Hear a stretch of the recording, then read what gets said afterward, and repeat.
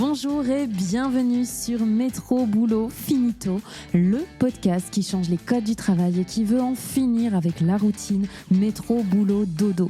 Dans ce podcast dédié au travail, on parlera efficacité, relations au travail, bien-être, mais aussi vision du travail de demain.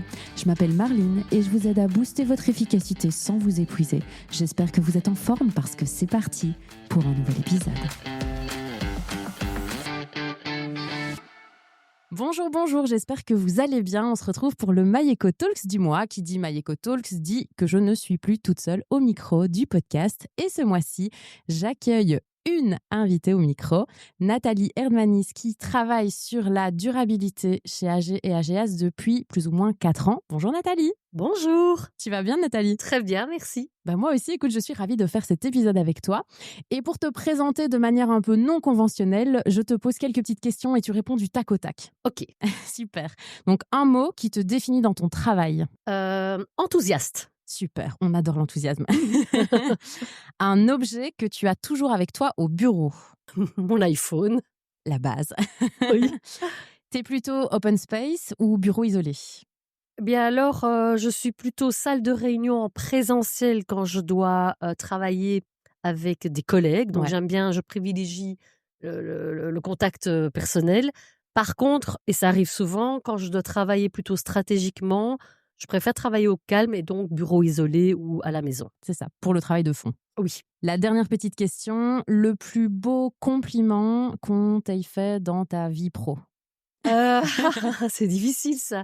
Je dirais, et ça me surprend toujours, je dois l'avouer, que pour certaines personnes, je suis une leader inspirante Mmh. et un rôle modèle. Donc, les quelques fois où on m'a dit cela, Mmh. ça m'a beaucoup touchée parce Ouais. que ça veut dire que, voilà, que les choses qu'on fait ou que je fais, je les fais bien pour certaines personnes en tous les cas et que j'ai un impact. Donc, c'est chouette.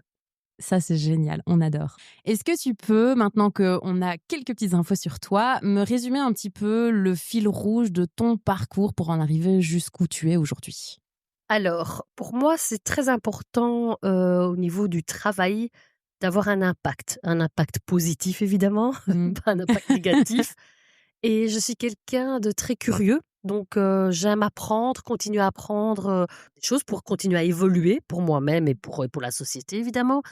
Et du coup, j'aime bien challenger le statu quo. Donc, Mmh. c'est pas qu'il faut tout changer tout le temps, mais j'aime bien challenger les acquis Mmh. et en ce sens, essayer de faire avancer les choses pour sortir aussi de sa zone de confort.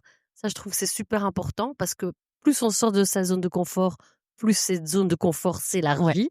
Et donc, ça nous donne beaucoup plus d'outils pour progresser, Mmh. avancer, etc. Donc voilà, moi, je suis quelqu'un qui aime bien sortir des sentiers battus. Je suis très orientée solutions et résultats aussi, mais avec cette touche créative d'essayer de faire un petit peu autrement, de façon inattendue, unexpected comme Mmh. on dit, pour surprendre les gens parce que je pense qu'ils retiennent encore mieux des concepts ou ils adhèrent mieux à des concepts Mmh. si, on leur donne envie d'y adhérer et donc le côté fédéré, je pense, c'est quelque chose d'important aussi pour moi. Pour toi. Ouais. Et comment tu l'as retranscrit dans ton quotidien au travail?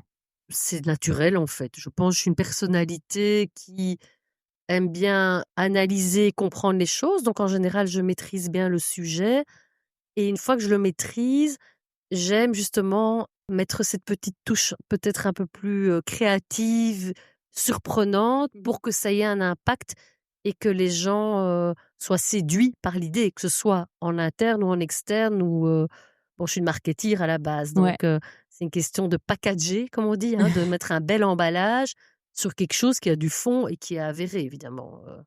Comment t'es passée du marketing à la durabilité? C'était une évidence ou? Ah alors, c'est une bonne question parce que pour certaines personnes, c'est pas si complémentaire que ça, Ouais, c'est vrai. puisque le marketing, à la base, c'est faire vendre Mmh. et c'est vrai que j'ai 30 ans d'expérience de marketeer, à mon actif, on va dire ça comme ça et en fait, quand j'ai, commencé dans le strategic marketing chez AG, donc dans l'assurance, il y a 9 ans maintenant, donc c'était pour positionner la marque, donc communiquer en Mmh. extérieur, dire tout ce qu'on fait de bien, parce qu'on fait beaucoup pour les gens, on est supporters de leur vie. Et donc, c'était tout l'aspect plutôt marketing, communication externe, presse, sponsoring, etc.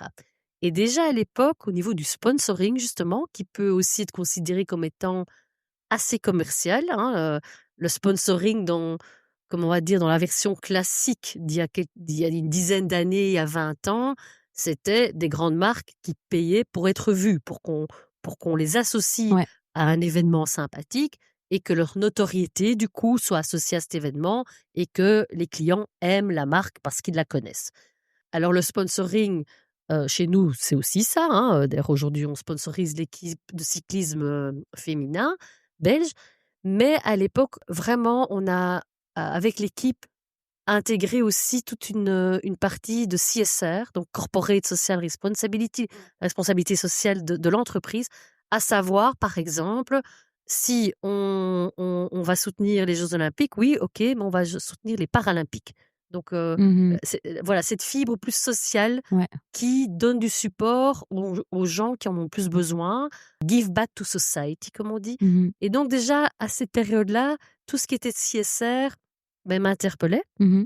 Et on a mis au point, donc grâce à cela, un steering CSR qui intégrait différents départements, que ce soit, les collègues en investissement, les collègues en real estate, voilà, en human resources évidemment aussi.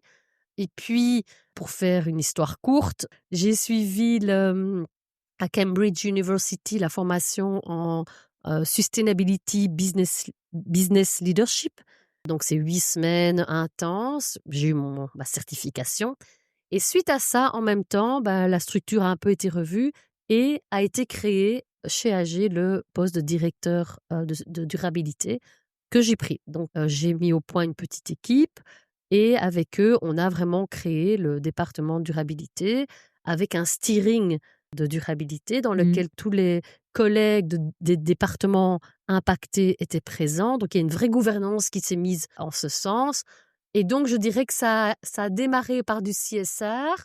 Covid aussi, à l'époque, nous a donné l'idée, le prétexte quelque part de communiquer sur la solitude des gens. Ouais. Donc, parce que on peut se souvenir, tout le monde était chez soi, enfermé, les fameuses bulles de 1 ou 2 personnes qui étaient quand même très contraignantes. Et donc, tous les Belges ont dû ressentir ce sentiment de Mmh. solitude à un moment. Et on voulait mettre en avant, on voulait communiquer qu'en fait, même en dehors du Covid, en fait, depuis toujours, Mmh. et malheureusement, plus d'un Belge sur 2 connaît un sentiment de solitude. Voilà, plus d'un Belge sur 2. Ce qui est énorme. Et c'est énorme. Et Ouais. c'est encore plus auprès des jeunes générations. Parce qu'on pourrait se dire, population vieillissante, les personnes âgées, effectivement, se sentent souvent Mmh. seules. Eh bien, oui, mais les jeunes ont encore Aussi. ce sentiment de solitude beaucoup plus grand. Et en plus, ce n'est pas parce qu'ils sont seuls en tant que tels, c'est le sentiment. Donc on peut être entouré, Ouais. entre guillemets, d'une chouette famille, de copains, etc. On peut sortir en boîte, manger au resto régulièrement. C'est pas pour autant qu'on ne se sent pas seul. Et donc, on a profité de ça pour sensibiliser les Belges à attention, peut-être que votre voisin se sent seul, votre collègue. Donc, Mmh. comment on peut faire pour supporter cela? On a développé toute une plateforme pour aider et qu'on a vraiment suivi au cours des années pour inciter ça. Donc, ce que je veux dire, c'est que partant du social, du CSR, Ouais. on peut en faire presque une mission d'entreprise aussi. Ouais, c'est ça. Et voilà. Et donc, suite à ça, est né le département durabilité et tout ce du coup, on a mis en place une vision, une ambition, des objectifs précis et clairs et qui ont été vraiment portés par la plupart des départements. Et allez, on peut que constater, allez, 4 ans après qu'on est super bien. Enfin, on peut être très fier en fait. Et c'est l'initiative et c'est le soutien de tous les collègues, de tous les Mmh. départements, le fait de communiquer en interne là-dessus, d'éduquer dans le bon sens du terme les collègues qui savent pas trop. Et puis aussi, et ça je le dis surtout peut-être pour d'autres entreprises qui se disent: «Ouh là là, tout ce trajet de durabilité, Mmh. on n'y connaît rien» et cetera. En fait, il faut jamais sous-estimer tout ce qu'on fait déjà de bien de Ouais. façon intuitive.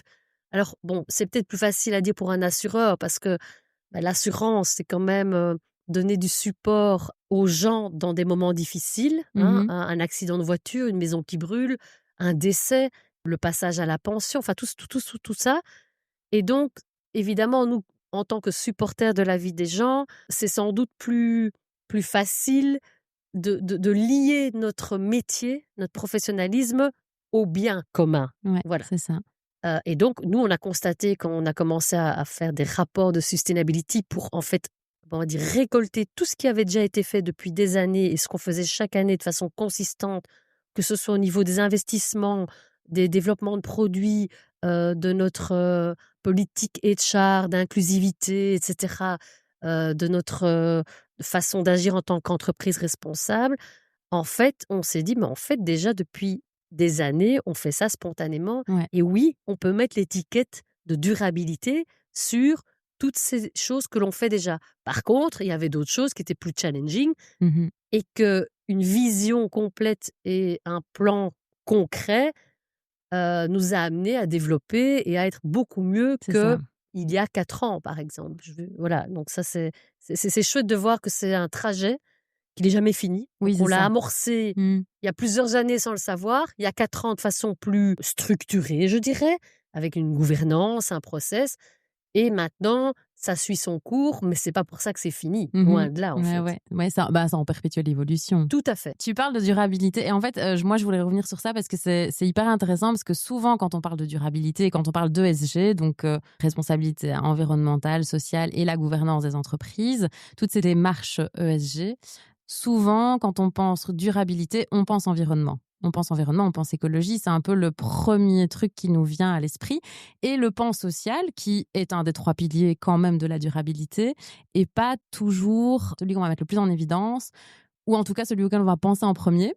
Et moi, je trouve ça drôle parce que je me dis, bah tiens, pourquoi est-ce qu'on pense plus à l'environnement qu'au social? Est-ce que tu as une réponse par rapport à ça? Parce que toi, en plus, là, dans tes explications, tu nous as donné des exemples au niveau de l'inclusivité, au niveau du bien-être, de la santé mentale. Donc, Oui, il y a du social aussi dans la tout à durabilité. fait. Ah oui, oui. En fait, ce qui est, moi, je trouve assez interpellant, c'est que dans le modèle ESG, qui est très complet, je trouve, parce que E, environnement, donc le climat, S, le social, donc l'impact sur les gens qui sont en précarité, ou par exemple pour une entreprise, le fait d'être un bon employeur. Et puis G, la bonne gouvernance, donc être honnête, intègre, etc. On va partir du principe que la plupart des entreprises, elles sont bonnes au niveau du G, de la bonne gouvernance, et donc on va se focaliser sur le E et le S.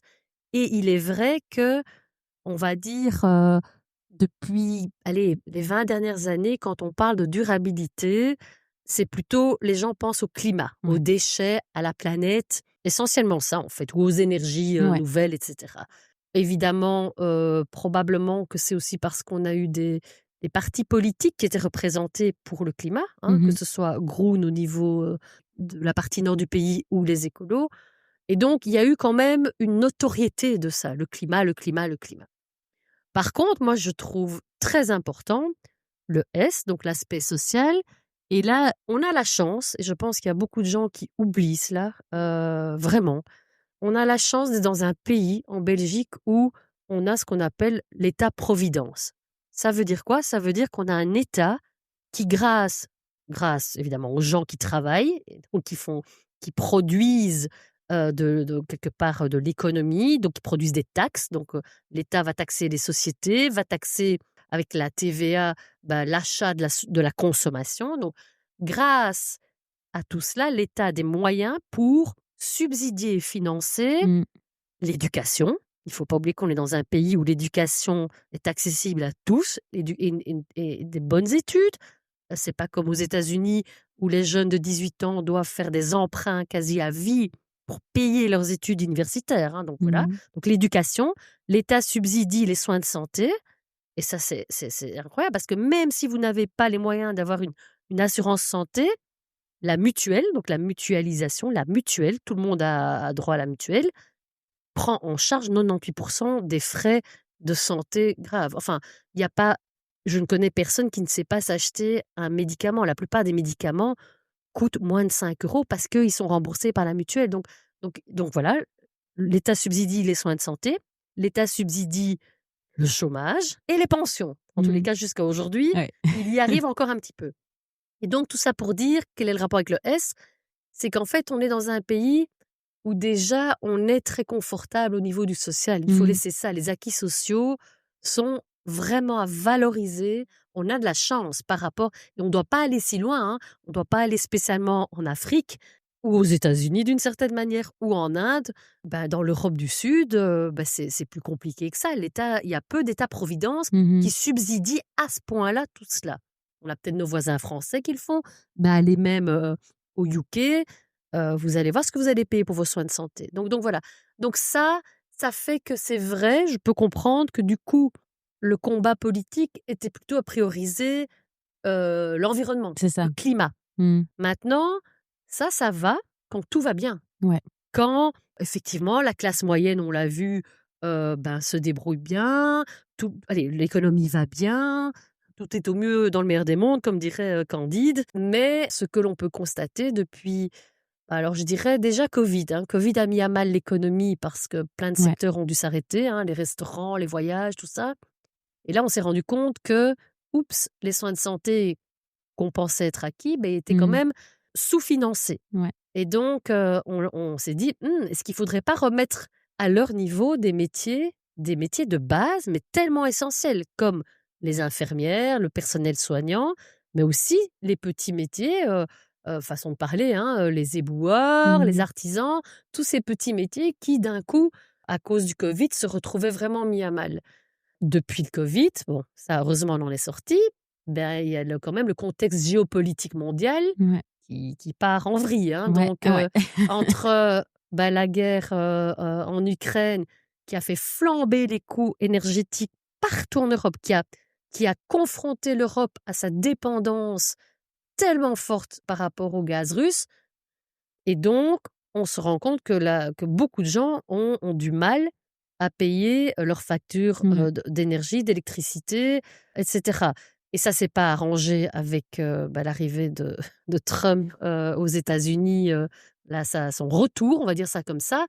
Et on l'a vu, là, les taxes qui sont passées à 15% pour les États-Unis. Donc il y a tout un écosystème mondial qui commence à partir en vrille. Et qu'est-ce qui se passe à ce moment-là? C'est que les gens, la classe moyenne qui était OK et qui considérait le climat, parce qu'il ne faut pas se leurrer, le climat, il a un coût. Il faut investir. Il faut investir dans des maisons qui sont moins poreuses, qui ont des doubles châssis, qui ont des panneaux solaires. Il faut investir dans les énergies nouvelles. Un véhicule électrique coûte beaucoup plus cher qu'un véhicule essence ou diesel. Donc, tout ça, ça a un coût. Et ce qui était très révélateur, je trouve, enfin, pas révélateur, mais qui était un petit peu confrontant, c'était avant Covid. Je ne sais pas si tu te souviens, mais on avait dans la rue des manifestations quasi toutes les semaines. Tous les jeudis, il y avait les jeunes qui marchaient pour le climat. Voilà, donc le climat. Et tous les X temps, il y avait les gilets jaunes qui marchaient pour juste leur niveau de survie. La classe moyenne qui était dépassée par les taxes qu'ils devaient payer et qui ne s'en sortaient pas. Et en fait, quand on regarde, déjà là, on sent une tension. Ouais, c'est vrai. Parce que c'est le E contre, façon de parler, le S. Et il y a un moment dans les budgets de l'État ou les budgets d'une entreprise, les budgets, c'est pas une manne sans fin. Et donc, il faut prioriser. Et ce qu'on peut constater malheureusement, c'est que ces derniers mois, il y a le contexte géopolitique, les guerres, aussi le conflit israélo-palestinien. Enfin, tout ça, rien n'arrange les choses par rapport au fait qu'il y a une incertitude et un climat anxiogène qui fait que les gens, ils vont, c'est logique, plus prioriser le S, le social. On est quand même des êtres humains et at the end, j'avais un collègue asiatique qui disait, parce qu'en Asie c'est un petit peu différent, il n'y a pas l'État-providence, donc quelque part, tout ce qu'on peut amener au niveau du support social, sociétal est plus important. Et eux, donc, ils priorisent beaucoup plus le S que nous, parce qu'ils ne sont pas du tout au même niveau que nous, donc c'est normal. Et ils disaient, at the end, la planète Terre, elle sera toujours là, les gars. Il y a eu les aires glaciaires, il y a eu les dinosaures. Et donc, oui, peut-être qu'un jour, les humains ne seront plus sur la Terre, mais la Terre, elle sera toujours là. Et donc ça n'excuse pas le fait qu'il ne faut pas penser au climat, on s'entend bien. Mais il est vrai qu'il faut quand même partir d'un principe que la communauté, Ouais. que le bien commun soit mis en priorité. Et quelque part, en fait, c'est hyper intéressant ce que tu dis parce que c'est souvent des conversations qu'on a eues, c'est quelque part, est-ce qu'un humain qui se sent bien dans ses baskets se sent pas mieux avec sa communauté autour de lui et du coup a aussi envie d'agir pour l'environnement? Enfin, moi, je suis très, très aussi, orientée humain parce que je suis convaincue qu'aujourd'hui, on a le pouvoir ou pas de changer les choses, mais pour ça, il faut le conscientiser et il faut aussi se sentir bien soi-même pour pouvoir agir aussi pour les autres. Absolument. Et d'où aussi, bah, du coup, cette importance, comme tu le dis, du social et de l'environnement. Moi, je pense que c'est 2 choses qui doivent, Absolument. Et en fait, tu as tout à fait raison et on dit, souvent, hein: «Il faut s'aimer soi-même avant d'aimer les autres». Enfin, il y a ce mmh côté donc évidemment qu'on on est une communauté, on est des humains, mmh, on vit ensemble et donc je pense que plus on donne, plus on a une satisfaction de ouais, bien faire aussi. ouais, C'est très, très, gratifiant mmh pour soi-même de pouvoir voir qu'on a un impact positif ouais, auprès des gens de sa communauté et après, à chacun son truc, hein. Donc moi, je n'ai pas de jugement parce qu'il y a différents tout le monde n'a pas les mêmes moyens de donner, que ce soit du oui, temps ouais, ou des ressources pour aider à la communauté. mmh Donc ça, il faut voir aussi, mais je crois que chacun peut contribuer à sa façon, oui, c'est avec ça, ses moyens, ouais. au bien commun et c'est super important, oui. Et choisir ses combats aussi quelque part. On peut pas tous être engagés Oui. à la même, au même degré sur tous les sujets, parce que sinon on s'en sort plus non Absolument, plus. absolument. Non, tout à fait et puis c'est un peu la pyramide des besoins de Maslow, hein, donc quand tu n'as rien, beh, tu priorises évidemment d'avoir le strict essentiel. Ceux qui ont tout, eh bien, je trouve que la moindre des choses, c'est qu'ils essayent justement d'aider à impliquer, à être plus inclusif Mmh pour la communauté et à donner, pour la communauté, oui. Comment tu fais? Parce que c'est dur aussi, en tant qu'entreprise de trouver la juste valeur entre, bah, l'humain et l'intégration de ces enjeux, que ça soit la santé mentale, que ça soit le bien-être au travail de manière globale, que ça soit le retour au travail après la maladie et cetera. Comment tu fais pour trouver le curseur entre ces enjeux-là et tes enjeux de toi, bah, croissance ou, viabilité de l'entreprise, rentabilité et cetera? Comment tu fais pour, trouver un équilibre pour bien intégrer, tous les enjeux? C'est compliqué, quand même comme question. Oui, Je me suis rendu compte en la posant, je me oui, suis c'est dit, compliqué. on n'a plus une demi-heure, Non, Marlene. non, non, non, c'est compliqué. Donc, en fait, alors je pense que déjà, il y a un fait qui est aussi assez confrontant, c'est que le nombre de malades longue durée en Belgique a dépassé le nombre de chômeurs. Ouais, Donc je pense de mémoire qu'on est à plus de 550 000 malades longue durée. Malades longue durée, c'est pas 3 mois ou 6 mois, c'est plus d'un an. ouais, C'est plus d'un an, ouais, c'est parce que énorme, hein. les 3 mois, 6 mois sont pas dans Non, les stades de non, non, non, l'inamie. voilà. Ouais. Et la majorité de ces malades longue durée sont liés à la charge mentale. Donc, Ouais. Burn-out, voilà, burn-out, dépression, dépression, tout ça, bore-out et voilà. cetera. Et donc, c'est interpellant parce qu'une société, dans un pays quand même, entre guillemets, «riche», Mmh mh. qui est confrontée à ça, c'est quand même interpellant. Et donc, ça veut dire quoi? Que la plupart des entreprises, évidemment, sont confrontées à ça. Parce que Mmh ça veut dire que la plupart des employés ou des Mmh cadres ou des indépendants, à un moment donné de leur vie, risquent d'être confrontés Ouais. à ce genre d'arrêt maladie longue durée. Donc, en fait, ce qui est super important, c'est la prévention. Et ça, je pense que à plusieurs niveaux. Alors, je vais d'abord le faire au niveau de l'assureur, hein, après tout. Les assureurs ont des programmes. Donc, chez AG, on a un programme effectivement de prévention que l'on propose à des entreprises pour qu'en interne, ils puissent détecter quels sont les signaux Mmh. avant-coureurs d'un burn-out, d'une dépression ou quand on sait qu'il y a eu un événement très grave dans une cellule familiale, on Mmh peut, on peut percevoir quand même qu'il risque d'y avoir des problèmes par après. Donc la prévention est essentielle. Ouais. Il faut communiquer là-dessus. Il faut donc former Ouais. les gens, les managers. Il faut parler de ça. Il faut casser le tabou parce qu'en fait, ça arrive partout puisque statistiquement, il y a plus de 500 000 personnes qui sont touchées. Donc, Mmh donc il faut casser le tabou de cela et en parler. Et puis, il y a la prévention, mais malgré la prévention, Mmh. probablement qu'il y a des gens qui seront quand même confrontés à la maladie longue durée. Et donc, il y a la guérison, ça c'est les soins de santé de qualité, on a de la Mmh chance.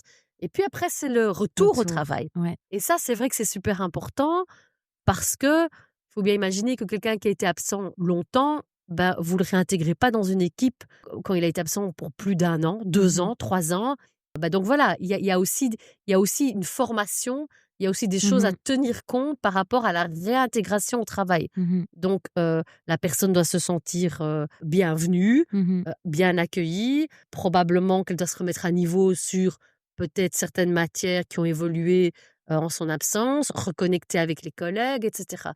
Et donc ça demande des efforts, ça. Donc le back to work, la C'est ça. gestion de la maladie en société, ça demande des efforts. C'est un coût, mais c'est un coût, c'est pas un coût, c'est un investissement qui Ouais. est un coût évidemment. Mais c'est un investissement parce que quelle entreprise il y a aucune entreprise qui est gagnante d'avoir des malades longue durée. Ouais. Parce que ce qui se passe, c'est que même si, le salaire est potentiellement payé par la mutuelle ou par l'État, entre-temps, vous pouvez pas non plus engager, enfin, vous êtes face au fait qu'il manque des gens pour Mmh. faire le travail. Ouais. Et donc c'est compliqué en fait, Mmh. c'est compliqué dans Ouais. les 2 côtés. Oui. C'est pas juste, c'est très compliqué pour le malade évidemment, mais c'est aussi compliqué pour Pour l'entreprise de l'entreprise, gérer bien cela en sûr. fait. Ouais, Oui. donc plus de prévention, Voilà, ce serait bien. oui, exactement. En parlant justement de retour au travail, il y a un truc dont on parle beaucoup avec les entreprises, c'est comment est-ce qu'on fait pour accompagner une personne qui est en maladie, et préparer son retour au travail, mais aussi quand elle est malade. Il y a beaucoup d'entreprises qui disent: «Est-ce que je peux contacter la personne, pas la contacter? Est-ce qu'elle va se sentir, harcelée, délaissée?» et cetera. Donc c'est des enjeux qui sont très, très compliqués en fait quand on est face à une personne qui est en maladie, qu'elle soit physique ou mentale, et qu'on doit préparer son retour et qu'on veut maintenir le lien avec elle. Comment est-ce qu'on fait? C'est tout à fait vrai. Alors, je pense qu'il y a déjà une différence entre les maladies de type Mentale, mental, ouais, et façon de parler, physique, ouais, et physique. ouais, ouais. Parce que quand quelqu'un a eu un burn-out ou une dépression et que potentiellement c'est lié à son contexte de travail, ce qui Mmh. arrive quand même, Ouais, alors évidemment, le lien pendant la maladie, il faut trouver le bon équilibre, c'est le ça. juste équilibre, Ouais. dépendant de la personnalité du malade, pour que ce soit pas trop intrusif, qu'il ne se sente pas harcelé, parce Mmh. que parfois on croit bien faire, mais la personne peut C'est se ça. sentir, Ouais. voilà, parce qu'en plus comme elle a pas toutes ses facultés, elle peut se sentir très fragilisée, Ouais. et le moindre geste même peut-être, Mmh. ou le moindre message de demande de nouvelles risque d'être mal interprété. Donc c'est compliqué. Par contre, moi je pense, et moi, allez, de l'avoir vécu personnellement pour un arrêt maladie un peu prolongé, qui était, pas mental, mais donc, par exemple, personnellement, moi j'ai trouvé super important, et donc j'étais très reconnaissante d'avoir, mes collègues, mon boss, enfin Mmh. donc mon entreprise en général. Mmh. Mon absence était quand même de longue durée, donc ça avait été annoncé que je serais absente pendant un certain temps pour cause de maladie, grave, et en fait recevoir des messages de collègues, et même qui ne savent pas ce que vous avez, mais qui savent que c'est grave a priori, Ouais. de votre boss qui prend des nouvelles fréquemment, Mmh. de recevoir des petites attentions, parce qu'il y a votre milieu. C'est très important pour un malade d'être bien entouré au niveau personnel, Ouais. donc sa famille, ses amis, évidemment. Mais le milieu professionnel, ça fait quand même partie de la majorité du temps de votre Mmh. vie, Mmh. tant que vous pouvez travailler. Et donc, ça fait partie de vous. C'est une partie intégrante de vous. Donc c'est super important enfin moi en tous les cas, je l'ai perçu comme ça, de Mmh. pouvoir continuer à exister quand même dans ce monde-là, Ouais. sans pouvoir y participer de façon active, Ouais. de façon temporaire. Donc moi, je pense, si j'ai un conseil à donner, c'est parce que la maladie reste un sujet quand même assez tabou, hein. Ouais. Et moi, je sais qu'avant que ça m'arrive, j'étais de façon très pudique, j'aurais plutôt été gênée de spontanément envoyer un message à quelqu'un de pas si proche que ça. Ouais. Évidemment, si c'est dans un de vos collègues ou dans vos équipes, évidemment que vous envoyez, mais même vous entendez: «Tiens, un tel a eu ça», Mmh. et donc vous aimeriez bien faire quelque chose, mais vous dites: «Non, par pudeur, faut pas». En fait, moi, je dirais, si vous le sentez, faites-le, parce Ouais. qu'en fait, ça veut juste dire qu'on pense à vous, Mmh. et ça fait du bien. Mmh. Et quand vous êtes au plus mal, eh bien, ça fait du bien de savoir Ouais. qu'on pense à vous. Et quand vous êtes un peu mieux, eh bien, ça fait du bien de savoir qu'on pense à vous. Donc, ça tombe jamais mal, en fait. Ouais. Donc, moi, j'ai un conseil, c'est de garder le lien. Donc, à part des cas de stress liés à Ouais, au du travail. harcèlement Ouais, c'est ça. moral Ouais. ou des trucs très toxiques. Alors, évidemment, peut-être que garder le lien, c'est pas l'idéal. Mmh. Mais à part ces cas-là, je dirais il faut garder le lien parce que du coup, ça facilite aussi le retour, évidemment. Et quelque part, le retour au travail est partie prenante de la guérison. Oui. C'est le dernier milestone pour aller de l'avant. Ouais. C'est même pas récupérer sa vie parce que je pense que quand vous êtes confronté à ce genre de choses, il y a un avant et un après. Donc vous n'êtes pas tout à fait pareil, hein, comme quand on revient de la guerre, je suppose. Enfin, vous n'êtes pas tout à fait pareil. Il y a des cicatrices physiques ou mentales qui restent, mais c'est tellement important de pouvoir être réintégré, de pouvoir continuer à aller de l'avant. En fait. Donc ça, c'est super important, je pense. Et tu dis justement, on est plus pareil. Toi, à titre personnel, ton épreuve, est-ce qu'elle a changé ta vision du travail? Je pense que par rapport à avant, ce qui a changé, et c'est pas que par rapport au travail, c'est même par rapport à la vie en tant que telle, c'est encore plus apprécier l'instant présent. Ouais. En fait, il y a tellement de gens qui regrettent le passé, qui sont nostalgiques du passé. Le passé, il est fini. Ouais. Qu'il ait été bon ou mauvais d'ailleurs. Hein. Donc voilà. Et qui craignent le futur, qui ont peur. Et je comprends que le contexte géopolitique, anxiogène, post-Covid, post-tout ce que tu veux, voilà. Mais il faut valoriser tout ce qu'on a au moment présent. Le fait d'être en bonne santé, ça n'a pas de prix. Le fait d'avoir une famille, des amis, un mari, pour moi, une fille, un chouette travail, des chouettes collègues, le fait de valoriser ce qu'on a aussi matériellement. On est dans un pays où la plupart des gens ont un toit, comme je le disais, peuvent se faire soigner, peuvent avoir accès à l'éducation, etc. Donc, valorisons tout cela et soyons heureux de cela, en fait. Oui, et puis quelque part, comme tu le dis, je pense que vivre dans le passé, beaucoup de personnes font ça, vivre dans le passé, vivre dans le futur. Moi-même, j'ai pu le faire aussi.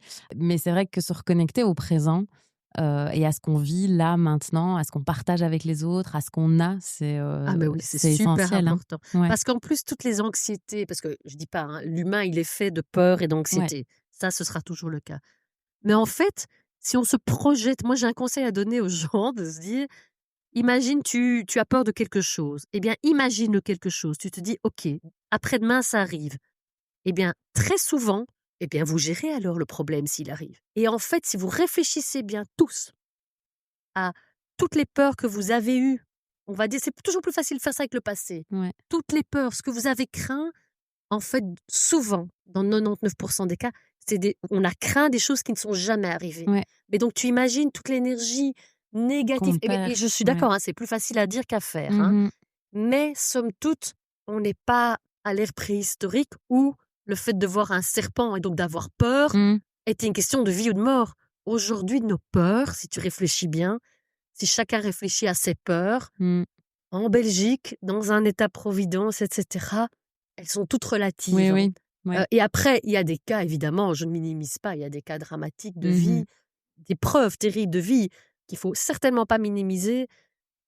Et je pense que quand elles arrivent, parfois, on est étonné de voir la résilience de la personne humaine. En fait, quand tu es confronté tout de même à la petite probabilité que quelque chose de malheureux ou d'impactant, de terrible se passe, eh bien, c'est ça qui fait la beauté de l'être humain. Hein. C'est qu'il a, il a quand même le mental, normalement, et les ressources, tout seul ou accompagné, pour aller de l'avant et en faire quelque chose du passé. Du coup. Et on parle de ce climat, enfin de peur et de climat anxiogène, etc. On arrive à la dernière question de cet épisode, qui est ma question signature. Moi, je te poserai bien encore des questions pendant des heures, mais le temps file, donc voilà. Oui.